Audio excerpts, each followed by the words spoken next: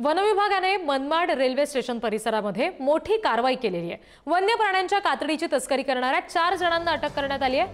हरणासह इतर वन्य प्राण्यांच्या कातडीची तस्करी त्यांनी केलेली असल्याचं आता उघड झालेलं आहे।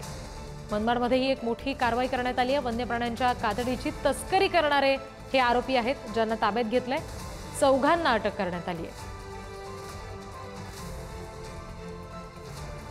वन विभागाने मनमाड रेल्वे स्टेशन परिसरामध्ये ही मोठी कारवाई केलेली आहे आणि या कारवाईमध्ये 4 आरोपींना ताब्यात घेतलेलंच आहे। पण हरणासह इतर वन्य प्राण्यांच्या कातडीची सुद्धा ते तस्करी करायचे असं यातून उघड झालेलं आहे।